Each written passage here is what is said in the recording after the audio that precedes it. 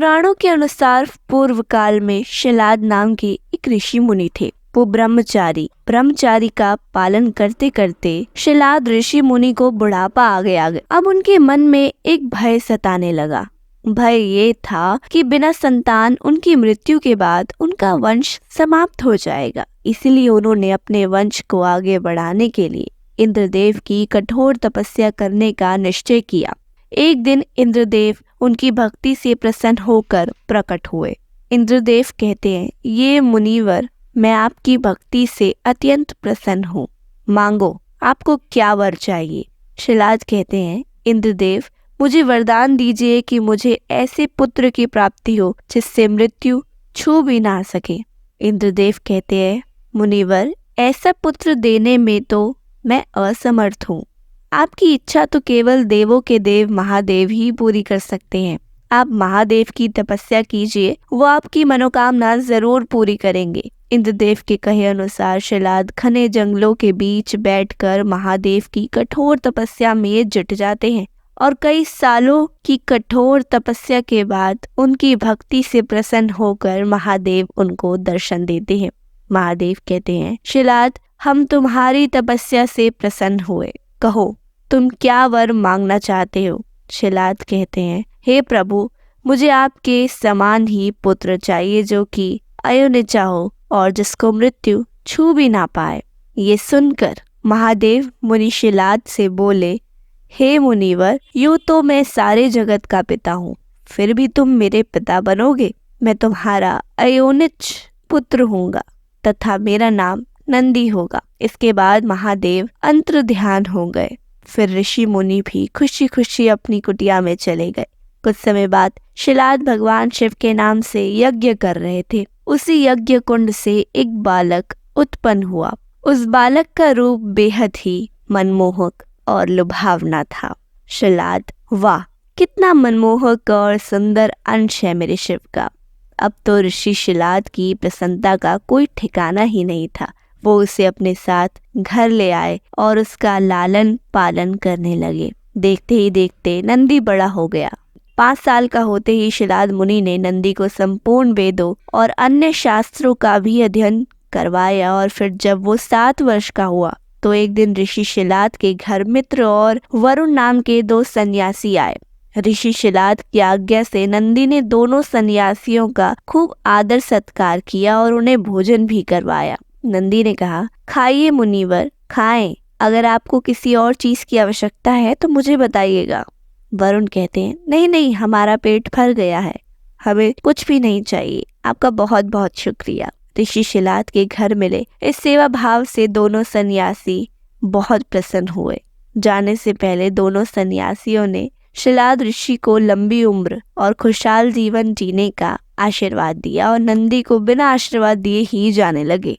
शिलाद कहते हैं, अगर आप बुरा ना माने तो मैं ये जान सकता हूँ कि आपने मुझको तो आशीर्वाद दे दिया लेकिन मेरे बेटे को नहीं दिया। तब सन्यासियों ने बताया, वरुण हमें ये बात कहते हुए बेहद ही दुख हो रहा है, लेकिन सच तो ये है कि नंदी अल्पायु है, अर्थात उसकी आयु बहुत कम है। मित्र, हाँ मुनिवर, उसके पास केवल 1 वर्ष का ही समय है। आपके इस पुत्र की आयु बहुत कम है, इसलिए हमने इसे कोई आशीर्वाद नहीं दिया। उन दोनों सन्यासियों की बातें सुनने के बाद अंदर जाकर शिलाद ऋषि नंदी को गले लगा कर फूट फूट कर रोने लगते हैं। तब नंदी अनजान बनते हुए उनसे पूछता है, पिताजी आपको ऐसा कौन सा दुख आ पड़ा जो आपका शरीर इस तरह कांप रहा है और आप फूट फूट कर रो रहे हैं। पुत्र, सन्यासियों ने बताया ना कि तुम अल्पायु हो और इस बात से मैं बहुत दुखी हूँ। तुम ही बताओ मेरा ये दुख कैसे दूर होगा। पिता के मुख से ऐसी बातें सुनकर नंदी हंसने लगता है और कहता है, आपने मुझे स्वयं भगवान शिव के आशीर्वाद से पाया है, तो मेरे इस जीवन की रक्षा भी भगवान शिव ही करेंगे। आप इस बात की बिल्कुल भी चिंता ना करो। फिर अगले दिन नंदी अपने पिता से आज्ञा लेकर महादेव की तपस्या करने के लिए भुवन नदी पर चले गए और वहां पहुंचकर वो नदी किनारे बैठकर शिवजी की कठोर तपस्या करने लगे। बालक नंदी की कठोर तपस्या देख महादेव कुछ समय बीत जाने के बाद नंदी के समक्ष प्रकट हुए, परंतु जब नंदी ने महादेव को देखा तो वो भूल ही गए कि वो लंबी उम्र के लिए जाप कर रहे थे। तत्पश्चात महादेव ने कहा, पुत्र, मैं तुम्हारी तपस्या से बेहद ही प्रसन्न हूँ, मांगो, तुम्हें क्या चाहिए। नंदी कहता है, प्रभु, मैं ताउम्र आपके सानिध्य में ही रहना चाहता हूँ, मुझे सदा के लिए अपने चरणों में जगह दे दीजिए। महादेव कहते हैं, हे शीलानंदन, तुम्हें मृत्यु का भय कहा, तुम तो मेरे ही समान हो, तुम अचर अमर बनकर सदा मेरे संग ही रहोगे, तुम पर सदा मेरा प्रेम बरसता ही रहेगा, मेरी कृपा से तुम पर जन्म मृत्यु अपना प्रभाव नहीं डाल सकेंगे। तत्पश्चात शिवजी ने पार्वती माता से कहा, हे देवी, मैं नंदी का अभिषेक करके इसे गणाध्यक्ष बनाना चाहता हूँ, इस विषय में आपकी क्या राय है। पार्वती कहती है, महादेव, आप नंदी को गणाध्यक्ष पद प्रदान कर सकते हैं, क्योंकि परमेश्वर या शीलानंदन मेरे लिए पुत्र सरीखा है। महादेव ने अपने अतुल बलशाली गुणों को बुलाकर उनसे कहा, गणनायकों, आज से ये नंदीश्वर तुम लोगों का स्वामी होगा। नंदी कहते हैं, मैं धन्य हो गया प्रभु, मैं धन्य हो गया।